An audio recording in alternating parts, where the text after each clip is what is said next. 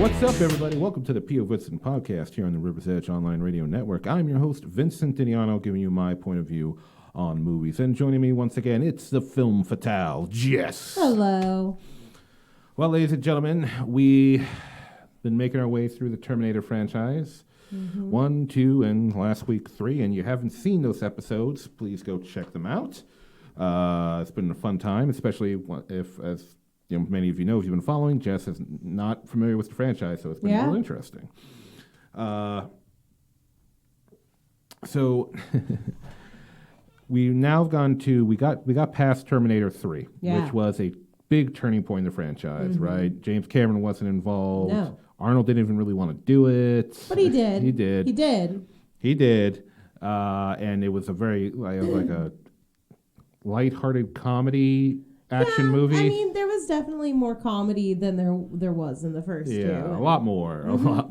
And it's really cheesy in parts, you know. Yeah. And it disappointed a lot of people. That movie did disappoint a lot of people because we hadn't had a Terminator movie in years. And all of a sudden, oh my God, Arnold's back and Terminator. And then it came out and we were like, oh my God. So they got rid of the comedy and they tried again with the next installment, Terminator Salvation. So Terminator Salvation, grittier, and I'm not going to say whether I think it's good or bad, but I will say it was an upgrade from 3. I'll say that personally. It was an upgrade from 3. There were parts of it that were just confusing to me. We'll get into it. Yeah. But anyway, we'll get into it. Before we go any farther, though, of course, Jess, can you give us the trivia download? Yeah, absolutely. So Terminator Salvation came out in 2009. It was directed by McG, which you said that he's directed Babysitter as well. I thought that was him. Unless it was just, let me double check. Babysitter, Killer Queen, producer. Where's the other Babysitter? There it is. So, wait a minute, did he just produce it? No, he directed and produced. He does a lot of producing. He's also produced Supernatural and directed a few episodes. Okay. Yeah. Oh, okay. I think he's I was one of the guys wondering behind where, because I haven't seen Babysitter. I was wondering where the name was familiar, and that would probably be Supernatural. Yeah, he also did the Charlie Angels movies. Those were him. The ones with Drew Barrymore. And, I think that's what put him on the map. I recently just watched those, but that's because I really like Crispin Glover. So anyway. He's cool. Back to Terminator Salvation. It was written again by John Purgato and Michael Ferris. Those are the guys who wrote the third Terminator film. This is the only Terminator film in the franchise that Arnold Schwarzenegger is not in. And that's because he was too busy being the governor of California when they were making this movie. The governor. Yeah, so he was not available. They had a stand-in, and obviously they CGI'd him into the film. But it does star Christian Bale as John Connor. Moon Bloodgood, that is her name. Yes, yeah. Yeah. She plays Blair Williams. We have Sam Worthington as Marcus Wright. Bryce Dallas Howard plays Katie Connor. Anton, is it Yelchin? Yelchin, thank you. I always pronounce his name wrong. He plays a very young, teenage Kyle Reese. And then we also have, Helena Bonham Carter, and Common is in this. Yeah, I think this was around the time Common started doing, I can't remember what other acting roles he had, but I remember the time where he started getting very active. Yeah, absolutely. Yeah. So the basic plot of this movie is, there's a bit of problem in explaining the plot, is that most movies have an A plot and maybe a B plot, but this one has two. This one has an A plot, but then the B plot becomes an A plot as well. So there's 2 A plots in a way, which we'll get into it. Where basically you have John Connor, who's this is early in the war. He's not in charge of the human resistance yet. He's like a leader of a particular battalion or something, and he has to test out a new weapon that could defeat the machines. While at the same time, he's looking for Kyle Reese. But the first A plot that shows up is a man named Marcus who was supposed to be dead, but he wakes up. He died before the war, and now he's waking up during the war to this new world of Terminators and dystopia. Machines and Judgment Day. And he meets Kyle Reese and John Connor and Marcus. They're paths collide, and a lot of questions get brought up. But yeah, that is the interesting thing about this movie right off the bat, which honestly I think at the time was a good idea. This movie takes place during the war between man and machine. Right. It seems to be the earlier part of the war, and I say that because when we watch Terminator 1, 2, and 3, we see the human resistance and even the machines using laser or plasma rifles. I'll say plasma rifles because I think that's actually more scientifically accurate. But they do not have any, well, I'm just going to say laser guns, fuck it. It's a laser gun. Pew, pew. Yeah, but nobody has laser guns. We see the machines use some energy cannons, I'll call them. Yeah. But yeah, so this is an early part of the war. John Connor is known throughout the Resistance, but he is not the main head of the Resistance. The head of the Resistance seems to be character actor Michael Ironside, who I'm always happy to see Michael Ironside. He's a good actor. Yeah, he is. Yeah, so that's where it is. And I think this was a good place for the franchise to go next because Terminator 3 taught that you just can't keep on stretching out Judgment Day or it's coming up and, Terminator's come back in time to kill John Connor again. Whoopie shit. No one cares. Terminator 3 made people not care. So to have it take place during the war and having this new setting in the future, which is like very dismal. Yeah, and show the events leading up to the end of the war. And all of the technology, too. Yeah. I think that was a good idea. However, the problem is, as I was stating earlier, is the two A-plots. Yeah. How do you feel about this? Before we get into reason why, because there actually is a reason why there are two A-plots. How do you feel about like John Connor's story and Marcus's story fighting for screen time? How do you feel about this?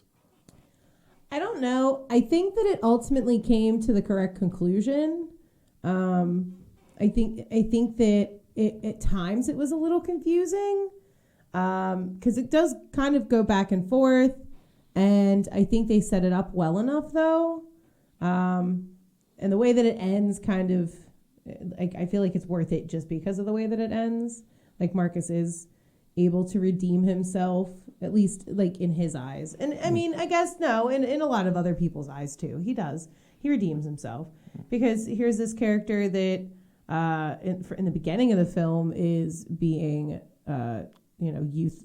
I don't know how to put it. Like, well, he's on death row. Yeah, he's on death row. He's about a murderer. to be put down. He's about to be put down. Yeah, I was gonna say euthanized. So yeah, I don't think that's the right word. I was like, that's not the right word though. But yeah, and then at the end of the movie, sacrifices himself so that John Connor can live. And you have John Connor who, hates Marcus from the minute that he finds out he's part machine. And has this judgment of all of the machines, including Marcus, and then for Marcus to be the one that ultimately saves his life is a very interesting conclusion. Mm-hmm. Yeah, no, I like the way things end. Yeah. The problem is just like the beginning starts out fine. It's like everything between the beginning. It's not. Here's the thing. I like that. I think it's an upgrade from Terminator 3. I don't think this is a bad movie. No, I just think it's definitely an upgrade. Yeah. I'm going to say it's almost a good movie. Like it's far from bad, but what hurts it back is like its full potential is being held down. And here are a few reasons for what's going on. So originally the movie, if I remember correctly, the movie was both supposed to be about Marcus's character. Oh yeah. Yeah, it was supposed to be about him. And John Connor, played by Christian Bale, he was only supposed to pop in a few times throughout the movie. He really wasn't supposed to have a lot of screen time.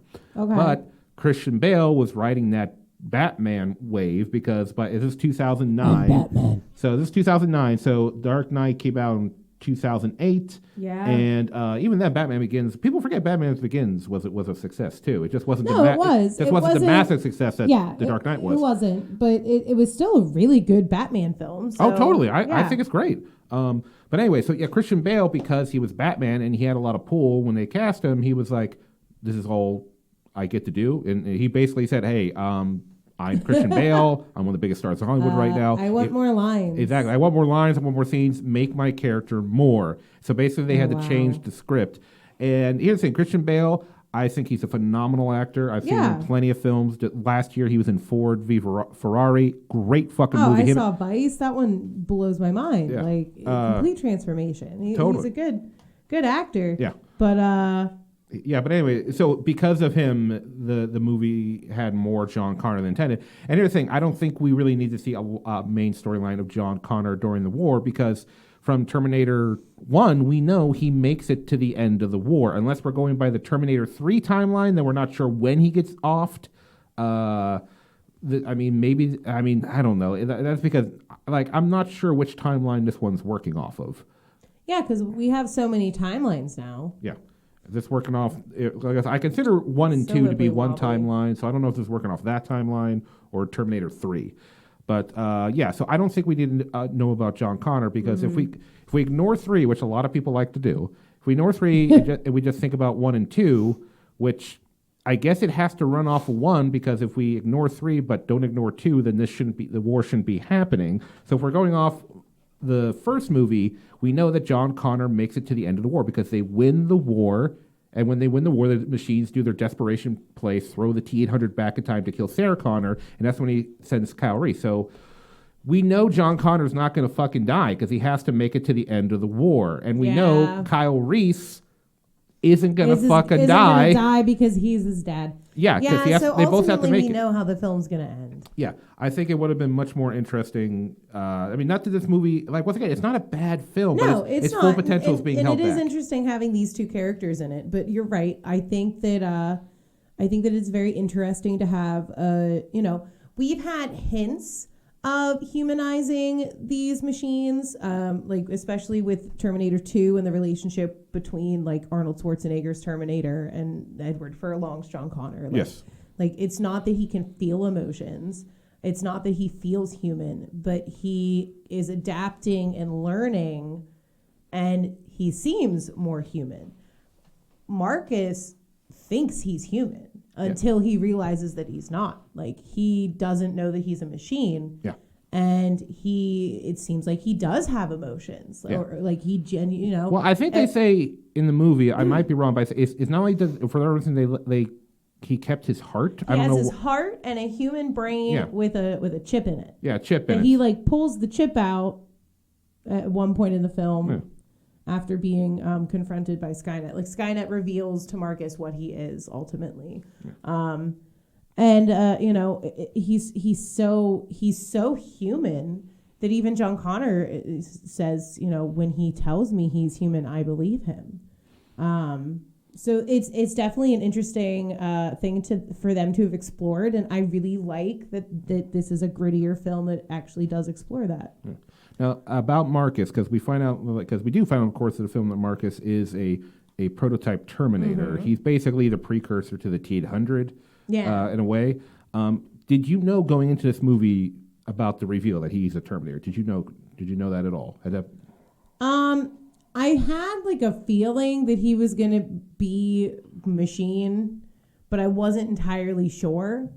It's just, he obviously wakes up in the future, and that was very bizarre. So he was either going to be some sort of super soldier sent into the future, because it's a little ambiguous until he says what time he's from, which he's from 1975. So that's like before. Well, he was born in 75. Oh, okay, never mind. Born in 75. Never mind. But yeah, no, yeah. But okay, so yeah, for part of me wasn't sure, like, if he was going to be some sort of secret machine sent to the Resistance from the past, like somehow they had figured out how the fuck to do something like that, or if he was going to secretly be evil, or like a sleeper agent. Yeah. You feel that. There's a mystery because we see him in the get the lethal injection in the beginning of the movie. So he should be dead. So why isn't he dead? What's the mystery behind Marcus?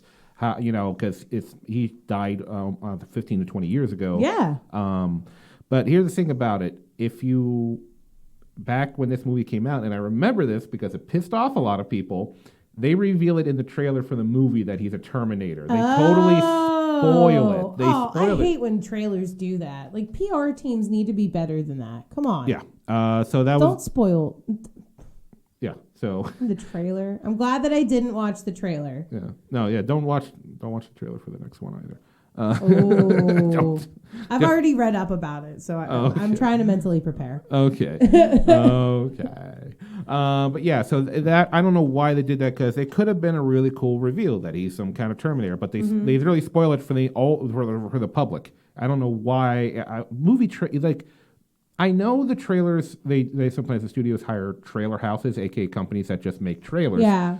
Famously they had that one, the trailer house that did the Suicide Squad movie trailer, and then they had them edit the final cut of the movie, the theatrical cut, I should say. But so bad. yeah. But anyway, yeah. So that's all going on, and I guess before I want to talk more about the characters in a minute, but before we get out of the way, of course we got to mention the Christian Bale audio that leaked. I should have asked. I was like, are we going to talk about We got to talk, because we have to talk about it. We talk about it. So did you want to, I haven't listened to it in a while. Do you want to take this, or? I also haven't listened to it in a while. I just remember my mom used to watch like Entertainment Tonight. Yeah.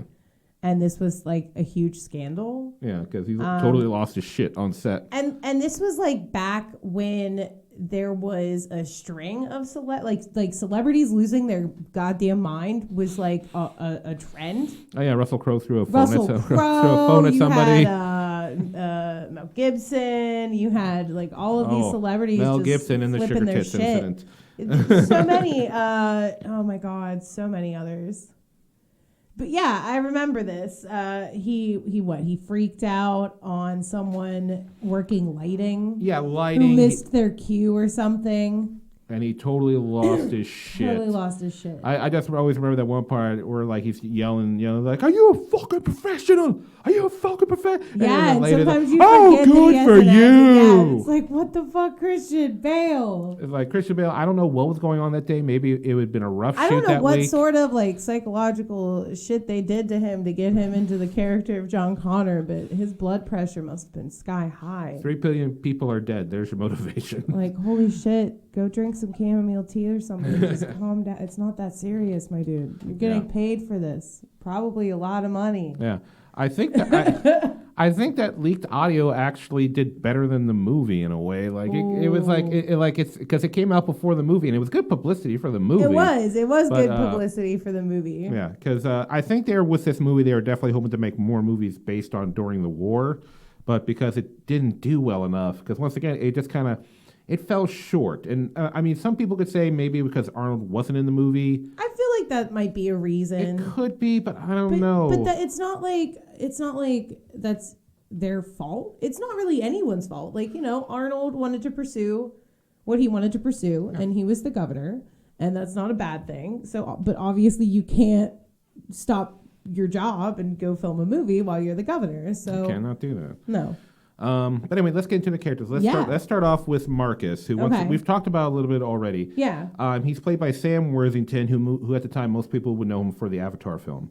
Yeah, that's right. Yeah, because that's definitely why he got the role in this, because of Avatar. I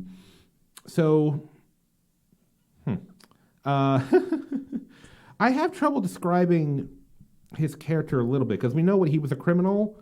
I feel like he is a criminal who had to accept the fact that he was going to die. And then when he's given a second chance at life, he still it's like very clear in some parts that he hasn't forgiven himself for whatever he did. And we do find out that he's a murderer. We don't find out like who he murdered or what really happened. But it's just very clear that he's somewhat remorseful. Yeah, because he doesn't try to cop out. In the beginning of the movie, when you see him getting a lethal injection, he doesn't try to cop out of it. And even when Blair is like, "You're a good man," he's like, "No, I'm not." Yeah, like, no, I'm not. He's definitely a hardened man. I think they're trying to portray him as. Yeah. And I think in the movie because we find out when the incident that got him in jail was. They don't say what happened. All they say is that he got 2 cops killed and his brother. Oh, and yeah. With Anton Yelchin, who's playing a young Kyle Reese, teenage Kyle Reese, I think what they were trying to go for, like he was a surrogate little brother character. Yeah, I would think. Yeah, I think so. Like he definitely protects him. Which, speaking of, like with that protection, I think one of the little things that did irk me is here's this like. Did he always have super strength? Like that didn't dawn on him that he can suddenly do certain things that are slightly above and beyond what a normal human being can do. Like there are just these real subtle hints that like obviously he's not entirely human anymore. Obviously he's been enhanced, and that's why he's like here in the future. And I don't know if they did that on purpose or if they were just flaws in the film, because there's like some continuity error and like time errors in this movie. And yeah, I don't know. I mean, the only thing I can think of is maybe that, I don't know, maybe once he was aware that triggered something in his programming, or like there was something in his programming that held back his arms that he couldn't go full strength. It was just so natural that he doesn't think about. I mean, maybe. Yeah, that's definitely because he's actually a prototype infiltration unit. AKA, once again, he's a prototype to the T-800s in a way, because they're infiltration units, which I don't. But yeah, so there is a bit of those confusing elements.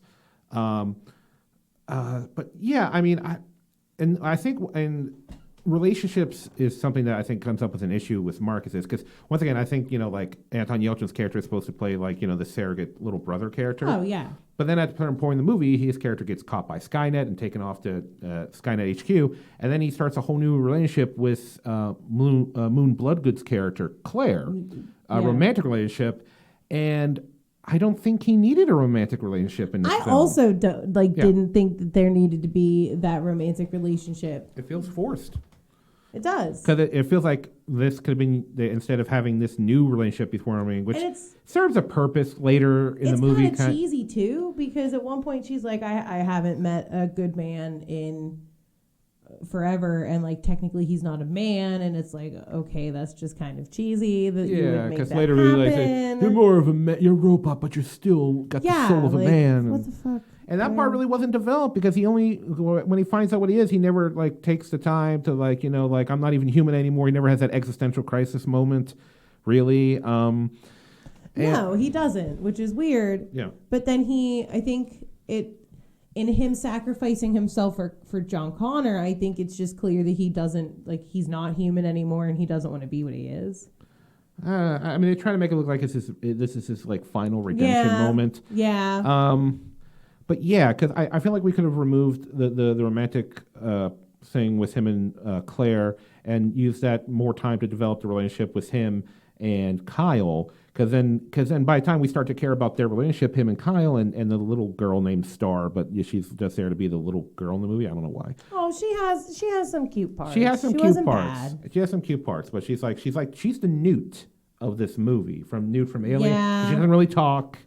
Or if you want to go with a more modern film, she's the X-23 from Logan. Like, she doesn't really talk at first. What is it with movies and young characters where they don't talk, and later like, oh no, they can talk. Except for Star. She stays mute the whole movie, and I respect that. But yeah, I feel like we could remove that and then spent more time developing the brotherly relationship between him and Kyle, and then have Kyle Reese get captured. Move the capturing later into the film, and then it would have humanized him even more, because they do. I mean, like I said earlier, they do a really good job of humanizing this character who's obviously not human. Yeah. And yeah, I think that focusing on that relationship would have been a lot better. And maybe if they didn't have John Connor in it, that was maybe what they were going to do. Yeah.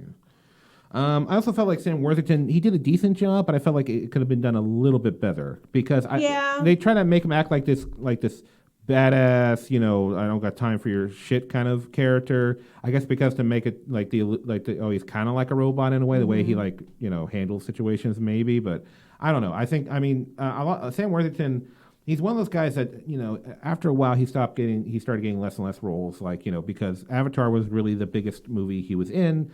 And many of the movies he had afterward were not really that successful. He still works. I still see him in stuff from time to time. Oh, okay. He was in some kind of TV movie or miniseries recently. I can't remember what. Huh. But the last notable movie I think he was in that Christian film, The Shack, that came out like 5-6 years ago. Okay. But he still works. I still see him pop up in things from time to time. Interesting. Anyway. Yeah. Anyway, but before we move on about him and Claire's played by Blair. actress. Yeah, Claire. Blair. Blair? Yeah. Why am I thinking Claire? I don't know. She's not really, you know what, though? She's not really a very important character, other than, like, getting Marcus out of that situation where the resistance is holding him, and to be this like lame romantic interest for him, like she's not very relevant. So I feel like that's an easy like to forget about her. Yeah. All I'll say left about her, and I was at the time of this recording, it is actually today is Moon Bloodgood's birthday. So happy birthday to Moon Bloodgood. Well, that's good. I just happened to be looking through the IMDb birthday list, and there she was. So it was like we didn't plan it to be recording and the same day that it was her birthday. That's cool though. But yeah, happy birthday to Moon Bloodgood, who was another. I think she was a model turned actress. Okay, and, that makes sense. She's still acting. I haven't seen her in anything in, like, me personally, I haven't seen her anything else, but I looked at her IMDb list. Now she still gets steady work. She still works all the time, so good for her. Not everybody goes from the model to actor career change. Like you got, what's his name? Like Alex Pettifer, who was, what was he in? He was in I Am Number 4. Oh yeah, I Am Number 4. I do. And he was in that Frankenstein movie made by like CBS Studios. What was that? CBS was it CBS or NBC that was making movies for a while? I think it was CBS. I can't remember. He was one of those like the new hot guy in Hollywood, but no, he was like, he's hot because he's a model, but then he's in movies and there's nothing ever really panned out for him. Anyway, once again, happy birthday to Moon Bloodgood. I'm now thinking of all these actors who are former models. But anyway, we're going to move on from that. So so what about Katie Connor? I like Bryce Dallas Howard. Yeah. She is in that. She's in the episode of Black Mirror that really freaks me out. Oh, the one where people rate each other. Your status in life is the. I fucking hate that episode. That's the only episode of Black Mirror I've ever saw. And I couldn't make it through the whole episode because I think it's so uncomfortable. It's uncomfortable, and I was just like, this is so fucking like. I think there's a part of me that did kind of scare. So kudos to the show. Yeah. But at the same time, I'm like, I found it so fucking. There's a part of me that found it stupid at the same time. Though I get it, because I do. Like there was a episode of The Orville where they have a similar premise where it's not your status in life, but if you commit a crime, then the world votes on whether or not you get your brain erased. Ooh, it was a cool episode of The Orville. I like The Orville a lot. It's a good show. But I like her as an actress, and I think that she does a decent job in this film. Katie Connor is she's kind of like, again, I think I said this about her character the last film. She's one of those characters that just kind of knows how to do things. Like suddenly she's a medical physician. Yeah, suddenly she's a doctor. Just to clarify something, this is this character was played by Claire Danes in Terminator 3. This is Kate Brewster, who's now we're calling Kate Connor because she's obviously married. Obviously, they got married, and she's pregnant. She's pregnant. She's pregnant in the film, which we did know that they were going to have kids. But yeah, again, Katie is a character that just like suddenly knows fucking everything. Well, the only thing that so I think the only thing that makes sense here is that we know in Terminator 3 she was a veterinarian. So she is technically a doctor, but I'm guessing when the war happened, she started studying human biology more. That makes sense. I mean, I'm sure it would have been a rough down transition in that bunker for a while. She's doing surgery. It's like, where's his tail? Did they shoot it off? And and she's like, oh wait, humans, right? Humans. Sorry. You're missing 2 limbs. What? Oh, never mind. What? Oh yeah. So she's just kind of there to be a support character for John's character. It seems like to me. Bryce Dallas Howard, she does a fine job in the role. She's not, she's not, like I said, she's not really important. She is a supporting character that she's there to support. But yeah, for the few scenes she's in, she's good. I got no complaints about it. But she's not that important of a character technically. I mean, once again, I'm assuming because they had to give John Connor a bigger role in the movie. They probably gave her a bigger role. Yeah, too. I would assume that her character wasn't originally going to be in the movie at all. If I had to take a guess, because like if John Connor was just supposed to have a few cameos, then what the fuck? No, that's true. Yeah, but anyway, do you want to talk about Christian Bale's John Connor? Yeah, I like it. It's believable. He's very rough around the edges, very hardened. Very intense. Yeah, very intense. Ooh, very intense. I think Christian Bale did a good job. It's clear that this character riled him up. Yeah. I don't know. It's definitely a believable John Connor, though. Yeah, I mean, once again, it's just Christian Bale putting in a good performance because I don't think he knows how to do a bad one because I just don't. He's a type of actor that's a total like method actor. He becomes the character. He becomes the character. He is the character. And he's damn good at it. He's a damn good actor. Even you can like even some of his lesser roles are still pretty good. I mean, no, they really are. One of my favorite Christian Bale roles is his role in Equilibrium, which is like a 1984 meets The Matrix film that I think came out around this time, like 2009, early 2000s. Definitely one of my favorite Christian Bale films, and it's not very well known, I think. I've heard of it. I've never seen it. Oh, it's super good. Equilibrium. I'll look it up right now. Yeah, I think it has to be like around the same time. No, 2002. So this is 7 years earlier. So earlier. So before, so pre-Batman. Yeah. Because I feel like that's how we all feel about Christian Bale now. There's like pre-Batman Christian Bale, Batman, and then post-Batman Christian Bale. That was the same year he did that Reign of Fire, that the movie where dragons take over the earth. I always forget about that one. I think I've only seen that once. I need to rewatch that film for sure. 2 years later, he did The Machinist, where that was one where he got super fucking skinny. And like he does these films where he is a method actor. He becomes these characters. Yeah. And he definitely did that in Terminator Salvation. Yeah, and then American Psycho, that was 2000. Okay. And a year after, same year as The Machinist, that's when he did Howl's Moving Castle, where he voiced Hal. Oh, I always forget he does and then that too. A year later, Batman Begins. Yeah. Yeah. No, Christian Bale's been got the Prestige a few years later. Yeah. Damn good actor, even if he's maybe not be the most friendliest person. I assume he did some maybe some anger management. Yes, thank you. I feel like a lot of a lot of actors were doing that at this time. It was the big craze. And then after that, it was sex addiction. Now I don't know what it is. There was a whole thing on VH1, the Celebrity Sex Edition, where they go to like a. Oh my god! Like therapy. I know South Park did an episode about it. But like, what's the trend now for celebrities? Buying your kids into college? I think that's what it is. Well, if you're Lori Loughlin and what's her face? I can't remember. I think that's the last big scandal. Yeah, because we don't have normal celebrities anymore. Our politicians are celebrities now. Oh yes, that's true. That's right. And that's all we're gonna say about politics because I don't like to get into it. But anyway, back to the movie. So Anton Yelchin as Yelchin. I'm so sorry. As Kyle Reese, I really enjoy this. Kyle Reese. I like seeing how he is a leader. Because he that moment in the transport plane. Yeah, like he's a clear leader. You see parts of like this character and how it connects with John Connor's character. Like, despite the fact that John didn't know his father, he is so like his dad, and I like the way that they wrote that because teenage Kyle sort of reminds you of teenage John at times. Like, he's just very courageous and brazen and adventurous.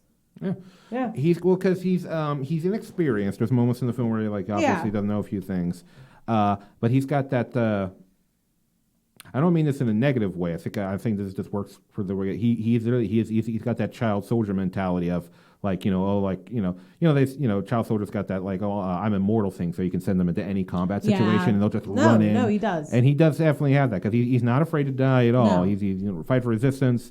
He has that moments where he gets pulled back and he's a kid where Marcus is Marcus, he's gonna shoot Marcus in the face the first time they meet, but Marcus just walks up and grabs the gun out of his hand because he's never actually had to kill a person before. Yeah, killing machines is one thing, but killing him as a human being. Yeah, killing a human being is a completely different. And then scenario. He's like a John Connor fanboy because he's they get the radio to work and John Connor's on the radio giving his war speeches and he's like, oh, John Connor, but it's just really interesting. He reminds me of teenage John Connor, and again, the relationship between Kyle and Marcus is very reminiscent in times of the relationship between Edward Furlong and Arnold Schwarzenegger. Yeah. I mean, especially once you realize that Marcus is a machine. Yeah. His character is a little older than what John was in T2, so he's not as brazen and bratty. He's just we got to do this, we got to go to Central Command or whatever. Right. Anyway, let's talk about the special effects. The special effects in this movie. I think at one point I said the CGI is a little bit better, and it was. it's obvious that it's CGI, Yes. but it's still better. Yeah. What helps it in this movie look better from 3? Because we got a 6-year gap here. But what definitely helps it is the cinematography.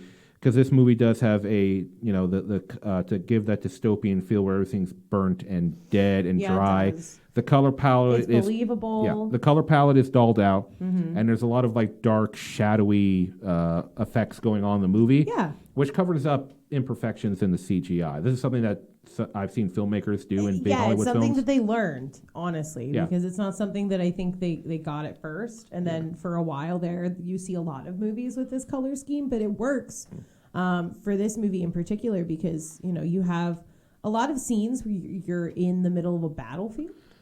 And it feels like these characters are running through like an active minefield or they're being shot at.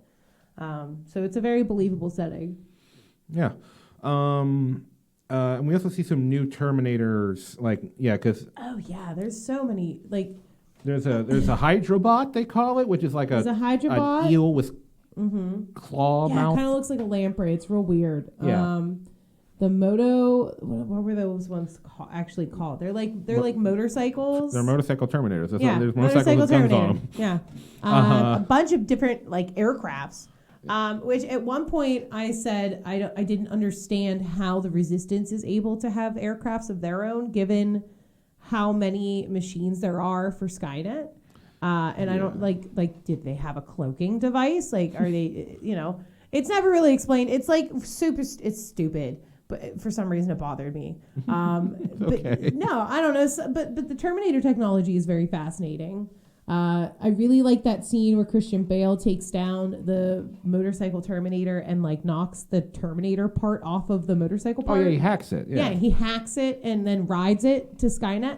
So that's very interesting. Yeah, we also get this one Terminator that is literally like it's like a Colossus. I don't know what its actual name is. I'll call it the Colossus. It's like an Attack on Titan fucking Terminator. Yeah, it's massive. It's like giant. 50 feet tall, big, hunking. And here's the funny thing: when the first time we see is we have Marcus, Kyle Reese, and the little girl Star. And they're at this gas station that's held up by people just trying to survive in there. And then it shows up out of nowhere and crashes through and grabs people out of the gas station. How did it sneak up? Like, there's no indication that's coming. So, like, once it's there, it's so loud. Yeah. There's no way that it could have snuck up on all these people. Yeah. I mean, we see that's like a few minutes later that it can ride and hook up into a variation of the hunter killer, the transport thing. But even if it dropped it off, even if it was dropped off by that aircraft, they would have heard the fucking aircraft coming. So I do not understand how this thing fucking sneaked up on them. Speaking of, did they, and like I may have just missed this, did they ever really establish why Skynet is taking all of those people? Like, are they going to be prototypes for Terminators or? I think the idea, if we go by the first movie's logic, I think they're just all being round up to be killed or used as labor. Okay. So they're like put into labor camps. Yeah. It just was never, so like in this film, Skynet, like John Connor finds out that Skynet's keeping like a bunch of people as prisoner. And it's, the head of the resistance army wants to blow up Skynet without rescuing all these people. And John Connor won't do it. And so that's like a huge conflict within this film, which is very within character of John Connor, I would say. I know that he wants to win the war, clearly, but he's not willing to sacrifice that many people. So he's keeping the humanity in humans. Absolutely, yeah. Which is a big theme. Humanity. We got humanity. We're turning. In this dystopia, we see many humans who aren't part of the resistance and are looking out for themselves. And John Connor, it's part of, we got to stay human if we're going to beat the machines, because we can't be like them. Same thing for Marcus's character. Even though he is a machine, he still has the mind and literally the heart of a human. Mind and heart of a human. So that is a theme. Holding on to our humanity in this dystopian, post-apocalyptic bullshit world. But yeah, so that is a theme going on throughout the movie. Whether or not the message gets all the way through, it's like, I don't know. I mean, it's there. It's there. I don't know if it resonated as well as they may have wanted it to, but anyway, let's talk about something that was a few things that bugged me that I don't understand. One, the Skynet, the machines, whatever we're going to call them, they're aware of John Connor. So I'm not surprised. I'm sure they've heard about him in transmissions or something. But they also are aware of Kyle Reese, which they means if they know who Kyle Reese is, they understand, they know a lot about John, and he will eventually become the leader of the resistance, or how important he is. How do they know about Kyle? That's a good question. And they never really discuss that or reveal how Skynet knows about Kyle Reese and why Kyle Reese is target number 1 and John Connor's target number 2. Yeah, because once again, I'm not sure which timeline we're going off here, because I'm not. I think we might be going by Terminator 3 timeline. If maybe. It is very confusing. So that's definitely like like I said, there are continuity, like timeline errors in this film, and that's one of them. It is also like quite bizarre to finally see the adult John Connor with his teenage father. Like, imagine that conversation, because we don't see it in this film. Like, please imagine what that conversation is like telling this teenage boy, someday you're going to be my dad. Okay, just FYI. I just Googled it real quick, and because I couldn't remember. Skynet's supposed to be destroyed in 2029. Okay. So that's when it's supposed to get destroyed, according to a wiki. I could be wrong. Okay, and this movie takes place in 2018. Yes, so this is many years before the war even fucking ends, which makes sense because Kyle Reese has to grow up. That is true. Yeah, which I knew was early. Once again, as we said, I knew it was early in the war, but I couldn't fucking remember. So. And this says according to so we're going by the original timeline. We're apparently ignoring 1 and 2. So the movie. So we are ignoring 3. So at this point, if it's 2018, that means the war's already been going on for over 20 years. And it's going to be another 10 years before it ends. At least another 10 years. All so right. Wow. yeah. So that's a long ass fucking war. Well, I mean, obviously the war didn't start up exactly right after Judgment Day. We didn't like the nukes drop the next day. We were like, let's do it. Obviously. It's war, boys. It's war. I want you to fight the machines. Like, yes. Obviously, it probably took I would say a minimum of 5 years before the war probably even really got started. I mean, yeah, I would say between 5 and 10. There's going to be a fallout period where people who have survived aren't really going to be able to come to the surface. Yeah. And besides, it's not like the machines had everything set up ahead, because the nukes probably took out a lot of land. Right. They had to build factories and. They're Terminators. So things take time. Things take time. Anyway, so I don't understand how they know who the fuck Kyle Reese is, because they shouldn't know who he is. No, they should have no fucking idea this kid's important. It's a weird error. And secondly, so we find out that they turned Marcus into a Terminator to infiltrate, to find Kyle Reese and John Connor and lure them or get them to. And at one point to specifically kill John Connor, right? To either kill him or get him to. This is where I'm getting fuzzy. Lure him to Skynet so that he can be killed. So he can be killed by one of their it turns out like the first T-800, or at least it looks like the first T-800. Which that was a cool moment when the T-800 comes out and it's a CGI Arnold. I remember when I first saw this movie, I was very impressed by the CGI Arnold. Yeah, it still looks pretty good. It's aged a little bit, but it does still look pretty good. It looks pretty good. Yeah. But anyway, so here's what I'm confused by. So there reaches a point in the movie where they capture Kyle Reese. And they know exactly who this guy is. Yeah. They know he is, but they want to wait and to use him to lure John Connor there, to get John Connor. Why? I'm wondering if that was the plan all along. But if they're just using Kyle Reese to kill John Connor, and then they'll also kill Kyle Reese, and then John Connor will never. But why? But they just kill Kyle. That will erase him, won't it? The second they get Kyle, that robot arm that grabs him out of the pit should just squish him. So if he's dead, he doesn't go back in time. He doesn't fuck Sarah Connor. But if we go back to Terminator 2, when they destroy whatever they've destroyed, Cyberdyne. Yeah, when they destroy Cyberdyne, the Terminator doesn't just turn into dust. Yeah. So I think it's kind of like that. Like there must be things that are just set in stone.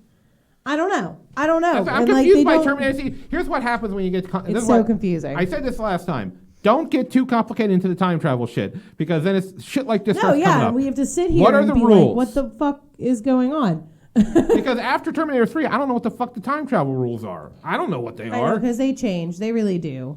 Yeah. And we never see them send Marcus into the future. He just wakes up there too. That's another thing.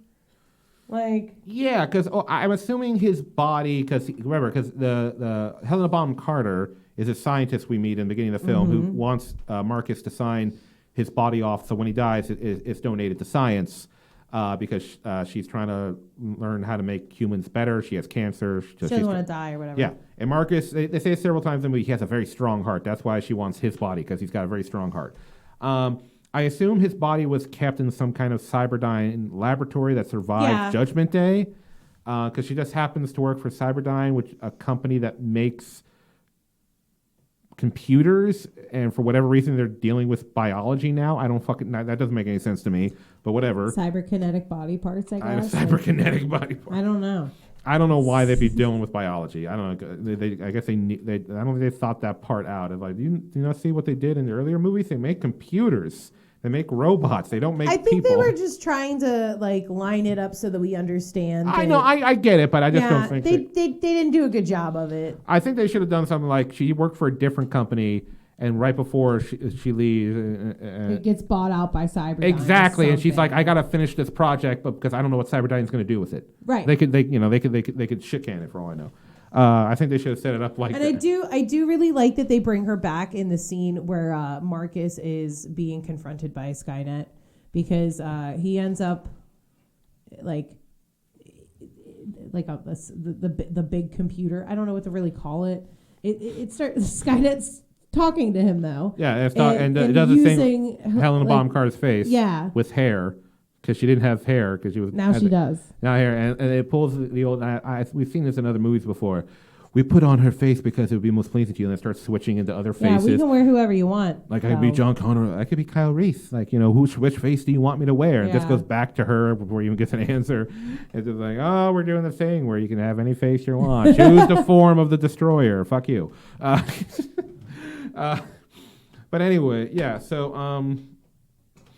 I just realized it's an action film. We haven't even talked about the action. How do you feel about the action? Oh, I like the action. Again, I did too. Again, like I brought up when we were talking about the setting of everything, you have a lot of scenes where characters are in like the middle of a battle, in the middle of a fight, and it's very believable action. And again, you have believable CGI. Like there's a scene where John Connor's helicopter crashes, and like he's the only survivor of this big fight. And that's it's a believable crash. Like it's clear that some of that stunt was CGI, some of that stunt was probably like a simulation that they did with. Oh yeah, CGI. Yeah. But I like the action scenes that we get. Yeah. Yeah, no, they're well done. I mean, Mick G, who started, I just looked up because I've never really looked deep into his career. He used to just do music videos. He had that kind of makes sense though. Yeah. I would think that choreographing music videos and choreographing action sequences is probably pretty similar. Somewhat, unless Michael Bay. Violent dancing. Yeah. Michael Bay is the same way. He started out in music videos and he became a movie director. But Michael Bay has Michael Bay is weird in the fact that he can make some really gorgeous shots in his film, but he overuses that kind of certain shot over and over again, and then it's not like that cool anymore. He is very well known for that shot. Mick G seems to have more range as a director. He does. I mean, he's done plenty of action stuff. Like he's good with action, right? Because he's done everything from Charlie's Angels, but he's done this, which are two very different movies. Yeah, they are. They're both action oriented, but the whole Charlie's, and then he's also did The Babysitter, which is a movie Sarah loves very much. We recently watched it. Yeah, one of our friends. So yeah, Mick G seems to have a bit of a range as a director. He definitely has what he's into. He definitely likes something action or horror oriented, I will say, because once again, he's heavily involved. He's one of the guys behind Supernatural. Executive producer and all that. Which is ironic because we're watching Terminator, and I also started watching Supernatural again recently. Oh. I don't know why. I think because we're getting to spoopy time. It always pulls as you I back affectionately call it.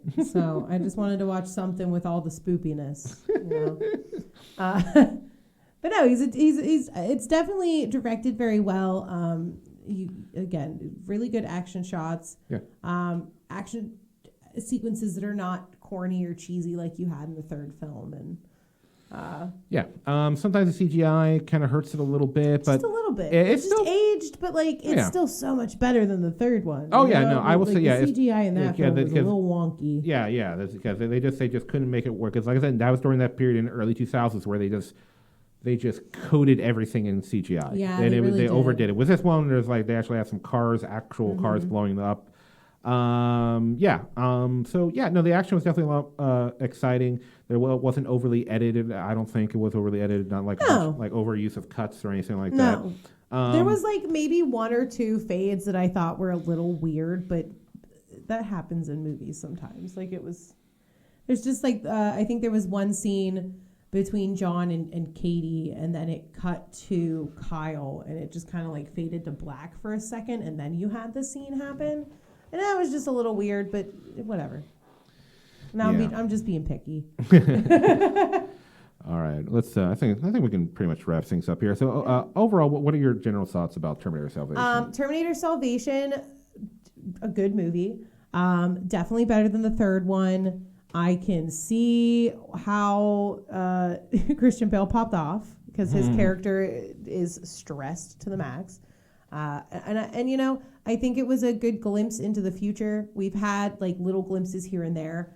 I do one thing that we didn't mention. I do appreciate them tying together the last time that we saw John Connor in the future. He has that scar on his face, and this movie shows you like how he gets it. Yeah, there's little touches like that. Yeah, there like little touches here and there that touch back to like the tapes that Sarah made in the first film. Yeah. When she's pregnant and she's making tapes for John, you get to hear him listen to these tapes.